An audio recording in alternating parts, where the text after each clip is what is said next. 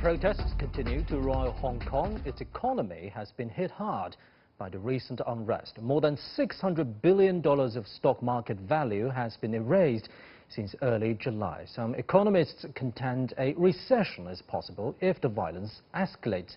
So who is supporting the violence and riots in Hong Kong? Where is Hong Kong's way out?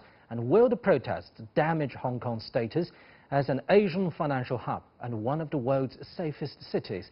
To discuss these issues and more, I'm joined in the studio by Mr. Hong Wei-ming, the Hong Kong Deputy to the 13th National People's Congress and Principal Liaison Officer for Hong Kong at Shenzhen Qianhai Authority, and Mr. Wang Cong, a senior reporter with the Global Times newspaper. We shall also speak via satellite to Mr. Hong Hao, Chief Strategist at Bank of Communications in Hong Kong. That's our topic. This is Dialogue. I'm Pan Dong.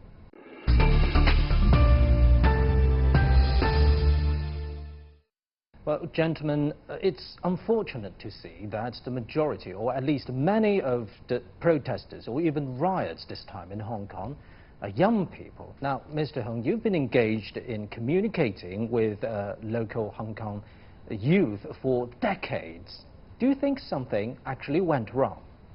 I think there's quite a number of things all went wrong. I mean, obviously, if you look at the majority of the young people who are now against the central government, they're all born after the handover.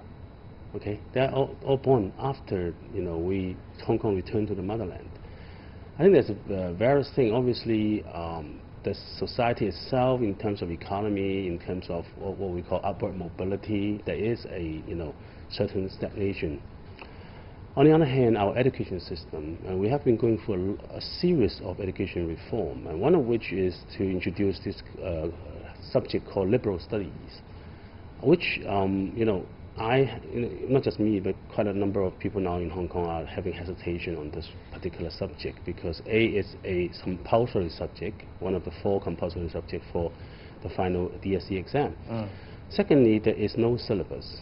Basically, students are encouraged to comment on current affairs and then voice out what they have some conclusion, deductions, that kind of thing. So young people, secondary school, teens, they are asked to comment on social events and then form their own opinions theoretically, but then it depends on who teach them, what kind of textbooks that they're using. And also, I always believe that one should always be concerned about the society you're in, which is right, but the first thing is to build yourself first. Okay, so if you look at our own Asian Chinese teaching, right, you have to do yourself, do your family, then it's a society and the whole country. Whereas now, when they are still learning the basic knowledges in secondary school, they are often taught a very simplified version of current affairs. And what makes things worse is because there's no syllabus, and I can see originally I wasn't paying a lot of attention on this particular case, but then recently there's a lot of reflection. If you look at the textbooks of liberal studies, almost everything on China is bad. The way they describe China, every time it is talking about the problems we have, whether it's the political system, whether it's corruption, whether it's all kinds of things. So if students grown up learning that this is China, this China is there's environmental problem, judiciary problem, and then often there's also a simplified answer. Solution to this is, elections, universal suffrage. That will really, first of all, let our children have a very negative opinion on China, and secondly, simplify it so that they think once you have a electoral system, the universal suffrage, then every problem will be solved. So I think that is one of the major things that cause these kind of problems in the youth. Of course, I think another thing that's very important is social media, the way we communicate. If you look at how the SAR government or the adults, when they talk to the people, they're still using very traditional way. I mean, TV, newspaper, advertisement, and also they try to be very long paragraphs, very long, try to reason. Whereas if you look at the younger generation who grown up using Facebooks and Instagrams, they're used to very short messages. They're very short span of attention. And also because of use of big data, your social media will decide what you like to see, what you are interested. And that also created a lot of what we call silos. So people who are used to using social media to learn about a society, to get news, will very often think everybody thinks the same as them. There is no variety, because that's how social media works by nature. So that's another thing that creates the radicalness of some of these youth thinking, because you think everybody's like you. If you're angry, everybody's angry. Then you legitimate even some of the bad things you do, because you think everybody's with you. Whereas the reason is that you do not see the other side. I think both sides have the same problem. I mean, on our side, also on the government side, they fail to communicate to the youth using the kind of media that they used to. So that is also a problem. So that could be more of an internal problem for Hong Kong. But Mr. Wang, your newspaper has been at the front line to cover the unrest since June and early July. So what about the foreign infiltration problem into Hong Kong's youth, whether it's education, whether it's their social networks? Because let me refer to you the words from Hong Kong's former chief prosecutor, Mr. Grenville Cross. He said that it's very clear it's organized violence in Hong Kong. Yes, I mean, from the front line, you've seen a very organized, they call this a leaderless movement. But when you are on the scene, you see this is a very organized, and how this works. And Mr. Hong said the internal problems, but how could this become, the scale as it is now? Is definitely there are some foreign influence. They ask what's the evidence of the U.S. government backing. I think those are not jobs for us. Those are for our national security people. I will be surprised if they're not doing their job. However, from what we know, from what we can see, is that there are politicians in the United States, in the West. There are media who trying to push a narrative, wherein this is a pro-democracy protest. So this gives a huge boost to the rioters there. So it kind of legitimizes them. They're the model of democracy, right? So whatever they do on the streets, no matter it's violence, it's against ordinary tourists or against the police, it's justified. So then the law and order, the rule of law, which Hong Kong is very proud of, it doesn't come to play. So then that's how I think that's very direct and the most palpable influence and the impact of how this foreign power, how foreign influence really fueled the chaos in Hong Kong. So, Mr. Hong, talking about that, what do you make of the Western media's coverage on Hong Kong, especially the recent moves by some Western social media platforms to remove accounts and information supporting Hong Kong police, supporting the one country, two systems policy, and try to clarify the very disinformation war initiated by some Western politicians? I think there's two sides. If you look at the traditional media, CNNs of this, the BBC of this world, they're quite biased. Okay, from the narrative side, for example, they never call them rioters, right? They call them protesters.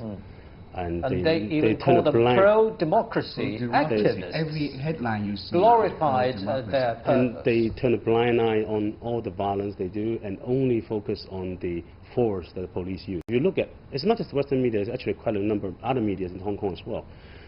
The TV camera is always facing the police. Right. Yeah. Since we've been talking about the younger generation in Hong Kong, let's put the frontline political arguments aside for a little bit.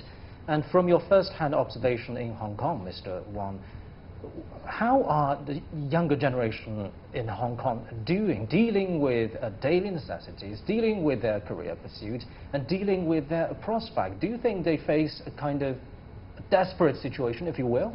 I think yes. I was there for just a week. It's not enough time for me to get a, the full picture. However, talking to some of these people, including protesters on the scene, that they do feel that you do feel that their frustration, that you know, the upward social mobility is not as you know, as easy as. However, I think that's not the reason.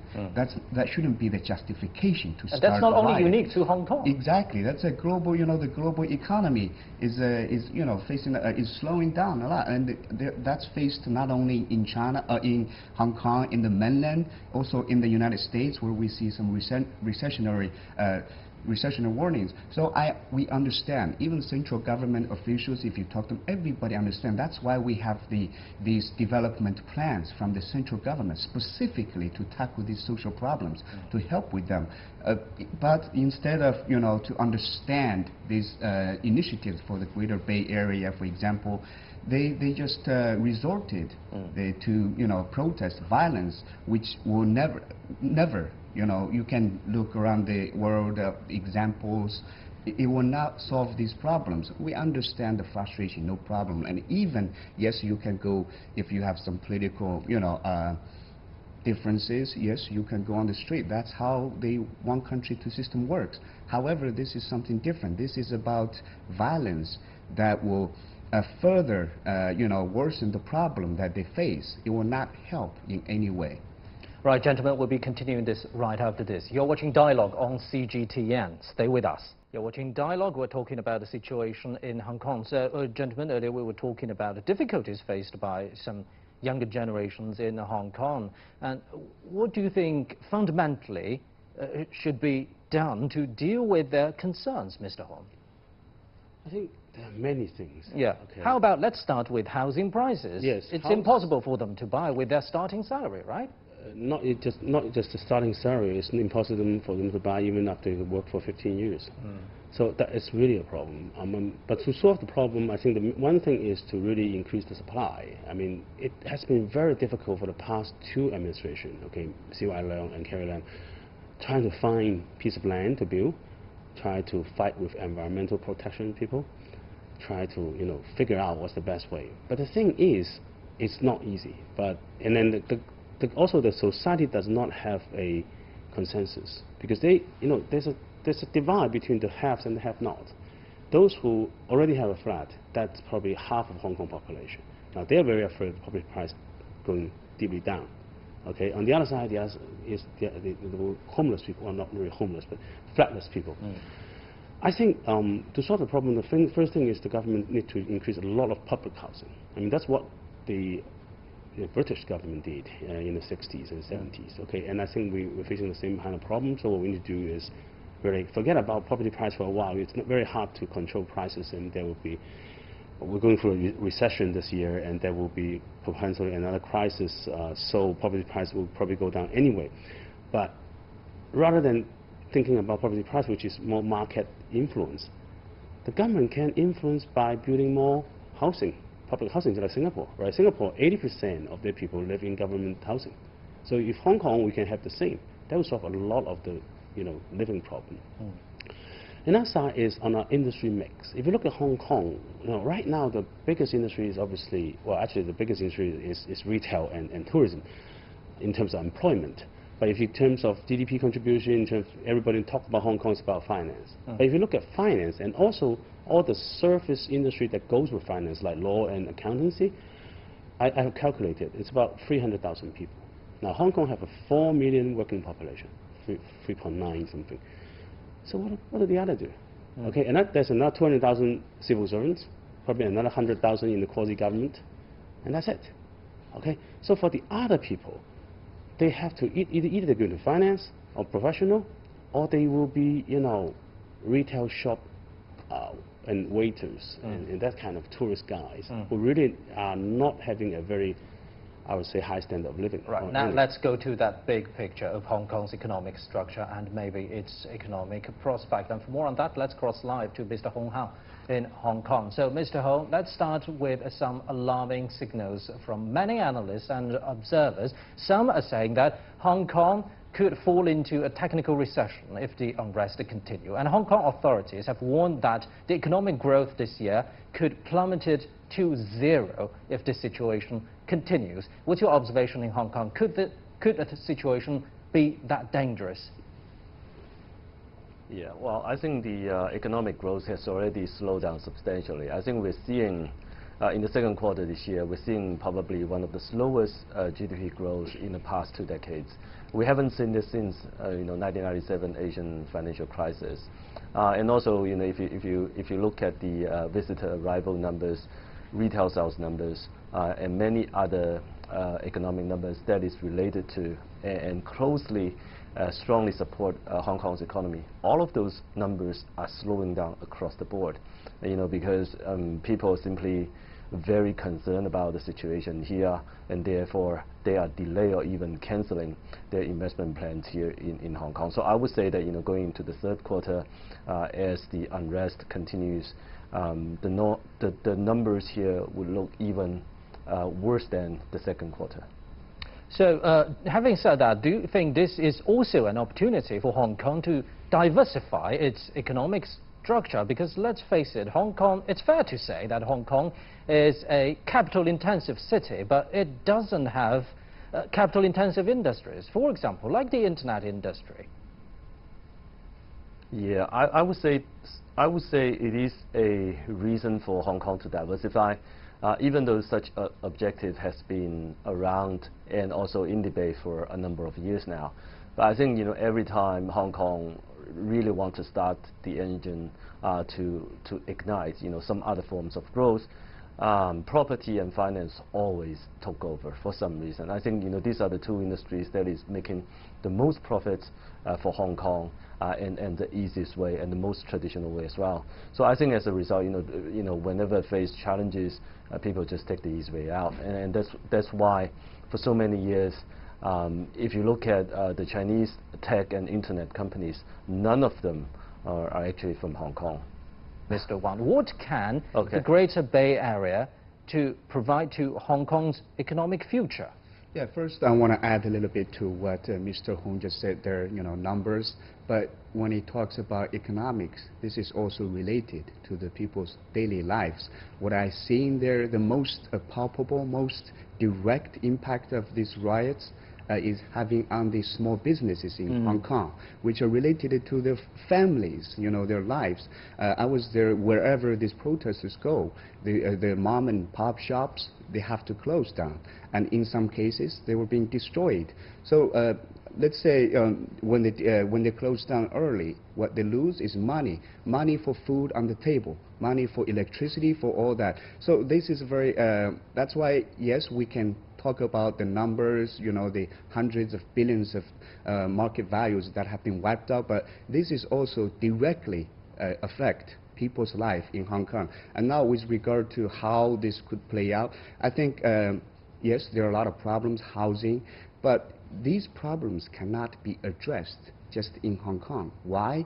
Because it's a small city, with limited land and resources. So that's why they have to really look out to the area where the Greater Bay Development Plan comes to play.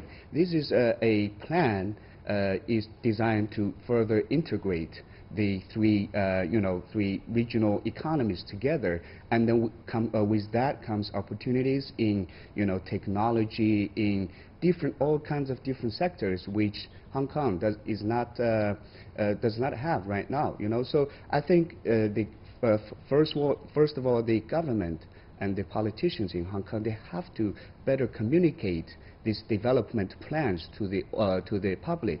Why? Because there are so much misconceptions about this development plan. When you ask someone in Hong Kong what they know about this is for them is a plan to, they're gonna come over and take over Hong Kong. Because why? That's how foreign media and some media in Hong Kong cover it. So from those in charge, they have to better communicate this. And then we've seen the special economic zone for Shenzhen just came out last week. There are so much discussions about, maybe Shenzhen wants to replace Hong Kong. That's not the intention. No. The intention is further to integrate the two financial hubs. and that they could bring more jobs, a free flow of capital, free flow of talent. That's how we address the problems in Hong Kong, because those issues, they cannot be addressed within Hong Kong. Talking about the reception of this national strategy in Hong Kong, let's get back to Mr. Hong Hao. Mr. Hong, are mainstream sectors in Hong Kong fully aware of the national strategy of Greater Bay Area and this Shenzhen, a new development strategy of Shenzhen? I would say so. I think the financial community is in full support of the strategy. I think everybody can see that, by integrating the major cities within this region together, we can actually make the pie bigger, so then later on everybody get a bigger slice of the pie. So I think, the financial community is strongly supporting this development plan. And also going forward, we've seen many of the investment banks here are rolling out products to support this strategy. For example, they're setting up a high-tech fund in the Greater Bay Area. They are setting up new companies both in Hong Kong and also in Shenzhen, Shanghai area, to execute this strategy. So I would say that the financial community here fully understand what it takes to become a successfully integrated Greater Bay Area. Well, thank you very much, Mr. Hong Hao in Hong Kong. So talking about that, Mr. Hong Wei-Ming, if you were to tell the young people in Hong Kong the importance and the opportunities this national strategy can provide them, how would you put it? Actually, I do that all the time. Yeah. It's one how's of my that major worked out? day work almost is going to universities and also youth conferences. It's not meant to be for everybody. Okay, so I'll divide Hong Kong into 3 groups of youth. Those elites, finance industry, highly educated, they have a lot of opportunity anyway. Now, the Greater Bay Area gives them even better opportunities because there'll be demand for finance, for IPOs, for M&A, things like that, and professional services. There's a whole group of people, I would say, in the middle, which is to study science and technology, engineering. Now, these people have very limited chance of success in Hong Kong in the past. I mean, these 2 years is better. Because I know a friend, a young people, who was a PhD of Hong Kong UST in biotech, and he ended up selling insurance. I'm not against selling insurance, but that's the job he finds, instead of being a scientist. Right. So I think for those people, Greater Bay is a huge opportunity because they have the industries here, whether it's biotech, whether it's technology, telecommunication, and then there's a lot of opportunity for them to do startups. There's venture capital funds and all kinds of things. And for that group, this is definitely a much improved opportunity. Now, there are still a number, I'll say, actually quite a large number of Hong Kong youth. Because Hong Kong, we only have about less than 40% of graduates in youth, okay? Those who do not have a university degree, actually we find it hard to actually compete in the Greater Bay Area. So what we need to do is we need to solve the problem for them as well. Now, half of them actually have tertiary educations. So the VTC, Vocational Training Council, higher diploma, they're very good at doing things. They may not be very good at writing papers and sitting in exams. These people, actually, there's a lot of opportunity for them in the Greater Bay. But right now, they do not know. And also, they lack the confidence to go in. They say, oh, I can't even get into a Hong Kong university. How can I compete? So what we need to do is actually to connect them with the industries in Greater Bay. It's not just about starting up your own businesses. It's not just about investment. Just for employment itself, there are huge opportunities for this group of people. And let's be a little bit specific on that, the Qianhai pilot zone. Many are calling it the pilot zone in a pilot zone. Yes. And you've been working with that pilot zone quite closely. So, and I know that some Hong Kong young people have started their own business there. Tell us, how are they doing? They're actually doing very well. Right. We have incubated about 370 teams, of which about 160-something were from Hong Kong and Macau, and mostly from Hong Kong. Now, some of them, I wouldn't say they're already successful because they're still at the early stage of their business, but at least they can raise, let's say, $10 million, $50 million. I've seen a few like that. And they're coming also back to Hong Kong, getting more connection, working with the universities in Hong Kong, but then hiring their programmers in China, in mainland. I would say my recollection is more than 50% of the teams that we have incubated, they survived. Okay, where if you look at a normal startup case, it's only like 10% will survive. Now, whether they're successful or not, will still take another 1 or 2 years or 3 years, but at least they survive. Okay, and they're finding it very useful because of the special policies and also because of the kind of transparency and some special, incentives we have, like free rent. Okay, so Shanghai is actually quite good because of the brand. But right now in Greater Bay, there's probably like 20 of those already. Even in Shenzhen, there's like 4 or 5, and then Guangzhou also. So people, young people, but if you think about it though, it's still a very small number of people, right? Hong Kong has 7.4 million people. Right. Now, 160 team, even if each team is 20 people, right, it's not a lot. So, and that leads to a curious question, Mr. Wang. How come those encouraging messages were barely conveyed in Hong Kong media? That's what we talk about. When I get there, I was talking to the taxi drivers. All their information is come from, Western media or some Hong Kong media where, Apple's Daily, where, they spread misconceptions about this development plan. And it's not just about this development plan. It's a pattern about everything that comes to do with the mainland. There's misconception, there's negative narrative that they're pushing. So automatically, when they see this, they already see, in a negative view. So then, how can they accept something like this? Yes, if you don't know the full picture, those sounds quite convincing as well. That wow, integration, that could, they could take over Hong Kong or whatever the narrative they push. And also, that's also a global trend of inward looking, of protectionism. Whenever faced with challenge, they tend to choose the easy way out, to blame others, blame globalization, blame integration, which have been fueling the global growth for the last few decades and even longer. So now there's this trend, not just in Hong Kong and then overseas, and then that comes to play with the perceived negative view about everything that China touches. Then that's how the problems become so severe. Another big challenge for Hong Kong. Well, yes. Thank you very much, gentlemen. And that's it for this edition of Dialogue on CGTN. I'm Pan Dong in Beijing. Bye-bye.